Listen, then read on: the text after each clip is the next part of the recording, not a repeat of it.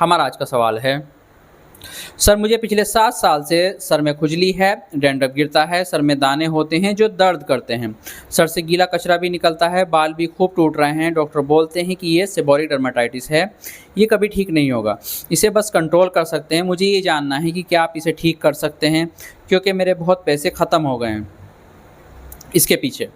अगर कोई permanent treatment है तो ज़रूर शेयर करें, धन्यवाद। Durgesh Yadav from UP, age 40 years. देखें, सेबोरिक डर्माटाइटिस पे मेरे शायद 2 वीडियो हैं जो 1 या 2 साल पुराने हैं। आप उसमें जाकर उस वीडियो के कमेंट सेक्शन में जाकर फीडबैक देख सकते हैं। काफ़ी सारे आपको फीडबैक मिल जाएंगे जिन लोगों का सेबोरिक डर्माटाइटिस हमारे ट्रीटमेंट से ठीक हुआ।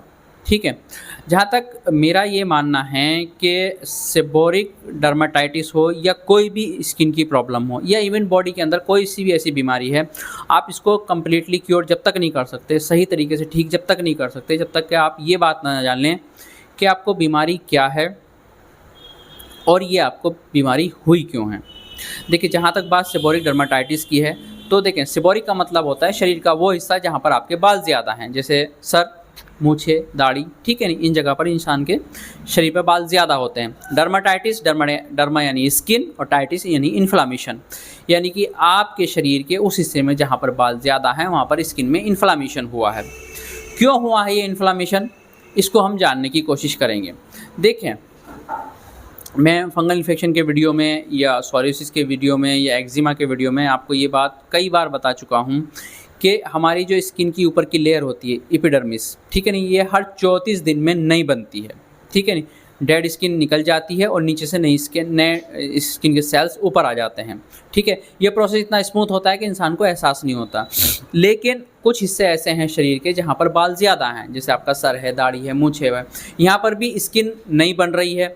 और कई बार ऐसा होता है कि आपके गलत लाइफस्टाइल की वजह से, आपके गलत खाने पीने की वजह से या बाय बर्थ आप जेनेटिकली ही ऐसे हैं कि आपकी स्किन का ग्रोथ रेट ज़्यादा है, यानी कि जो स्किन नॉर्मली 30 से 34 दिन में बनती है वो आपके केस में 15 से 20 दिन में बन रही है। ठीक है, और स्किन को मॉइस्चर रखने के लिए हमारे शरीर से ऑयल ग्लैंड से ऑयल निकलता है। ठीक है, अब चूँकि स्किन ज़्यादा बन रही है तो उसको मॉइस्चर रखने के लिए ऑयल का प्रोडक्शन भी ज़्यादा हो रहा है। ठीक है, और यही चीज़ हो रही है आपके सर में, बालों में, दाढ़ी में, मूँछों में। तो जो स्किन बननी थी 34 दिन में वो बन रही है 14-15 दिन में, तो वहाँ पर आपके सर में डेड स्किन ज़्यादा इकट्ठी हो रही है, यानी कि स्किन बन के ऊपर आ रही है और डेड स्किन ज़्यादा इकट्ठी हो रही है, स्किन निकल नहीं पा रही है सर से। ठीक है ना, सर से, दाढ़ी से, मूँछों से, जहाँ पर भी आपको सेबोरिक डर्माटाइटिस है। ठीक है नहीं, सेबोरिक एरिया में। अब होता यह है कि जब ये डेड स्किन इकट्ठी हो जाती है, इस डेड स्किन में होता है बहुत बड़ी मात्रा में फैट। और मैंने आपको फंगल वाले वीडियो में बताया था, फंगल इन्फेक्शन वाले वीडियो में, कि फंगल इन्फेक्शन हर इंसान के सरफेस पर रहता है, बॉडी पर रहता है, और जब उसको सूटेबल इन्वायरमेंट मिल जाता है, यानी कि सूटेबल इन्वायरमेंट का मतलब यानी उसका खाना या नमी। अब देखो यहाँ पर दोनों चीज़ें हैं, खाना भी है, नमी भी है।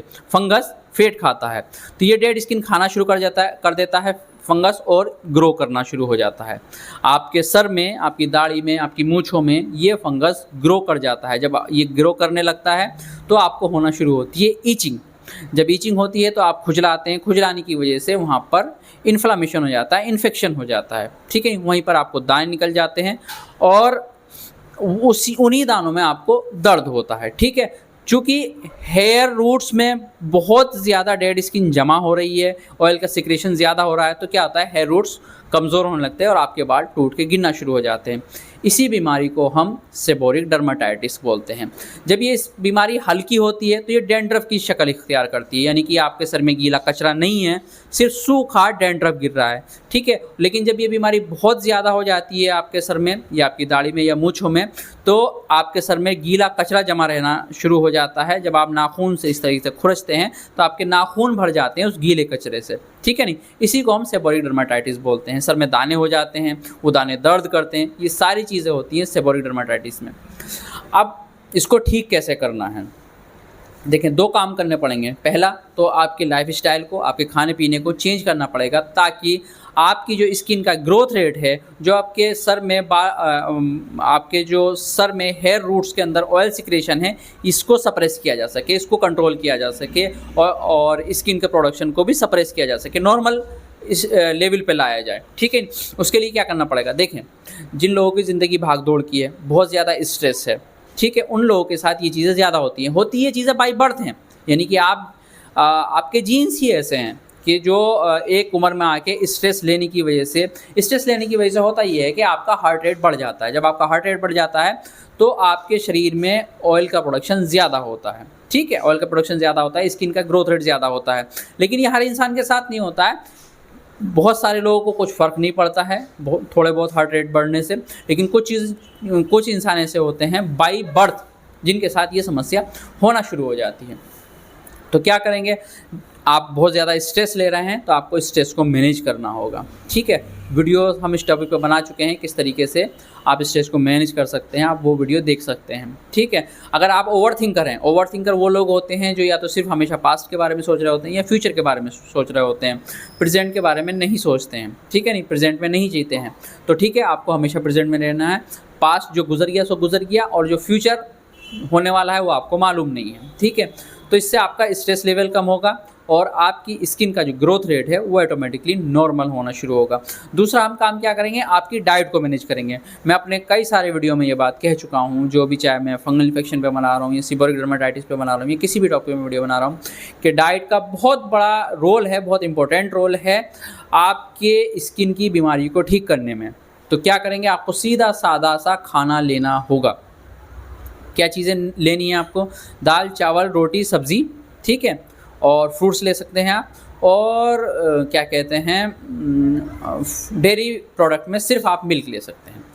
इन चीज़ों के अलावा आपको सारी चीज़ें बंद कर देनी है जब तक कि आपका सीबोरिक डर्माटाइटिस का ट्रीटमेंट चल रहा है। जब आपका ट्रीटमेंट ख़त्म हो जाएगा, ठीक हो जाएगा आपका सीबोरिया, तो आप सारे जितनी भी खाने पीने की चीज़ें आप इजीली ले सकते हैं, कोई समस्या आपको नहीं आएगी, ठीक है। तो दो स्टेप, पहला स्टेप है आपका स्ट्रेस मैनेज करना, दूसरा स्टेप है आपकी डाइट को कंट्रोल करना, तीसरा है फंगल इन्फेक्शन का ट्रीटमेंट करना, क्योंकि सारे फसाद की जड़ है फंगल इन्फेक्शन। क्योंकि अगर आपकी स्किन का ग्रोथ रेट भी ज़्यादा है तो उससे कोई ज़्यादा फर्क नहीं पड़ने वाला, सिर्फ इतना ही तो होगा कि आपके इसकी सर के ऊपर डेड स्किन ज़्यादा है, लेकिन आपको फंगल इन्फेक्शन को ट्रीट करना पड़ेगा। फंगल इन्फेक्शन को ट्रीट करने के लिए हम क्या करेंगे, सबसे पहले देंगे हम वीज़ल सारसा सिरप, ताकि फंगल इन्फेक्शन भविष्य में कभी भी आपके सर में ग्रो ना कर सके, ठीक है नहीं। आपकी बॉडी के अंदर जितने भी टॉक्सिक एलिमेंट है वो उन सबको रिमूव करेगा, ठीक है, ये वीज़ल सारसा सिरप, और आपके जो ब्लड सर्कुलेशन है उसको मेंटेन करेगा। तो ये लेना है 10 ml दिन में 2 टाइम।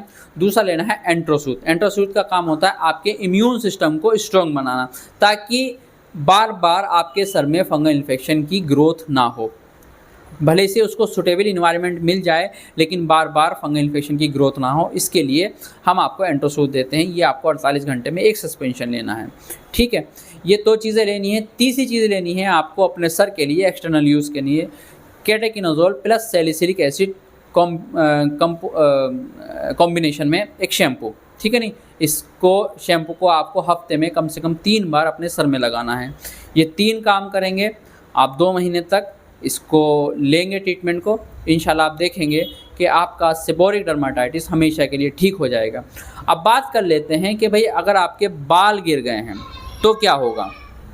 देखें, जैसे मैंने आपके फंगल इन्फेक्शन के वीडियो में ये बात बताई है कि जब आपका फंगल इन्फेक्शन ठीक हो जाता है तो 90% चांस होते हैं कि आपके बालों की ग्रोथ हो जाती है, दोबारा आपके बाल निकल आते हैं, ठीक है नहीं। मेरे पास कल ही एक फीडबैक आया एक लेडी का, उनको ये तो मुझे याद नहीं क्या है, मैं चेक करनी पड़ेगी उनकी हिस्ट्री, कि उनको शायद सीबोरिक डर्माटाइटिस था या फंगल इन्फेक्शन था, लेकिन उनका कल फीडबैक आया था कि मेरे बालों की रीग्रोथ हो गई 3 महीने के अंदर, ठीक है।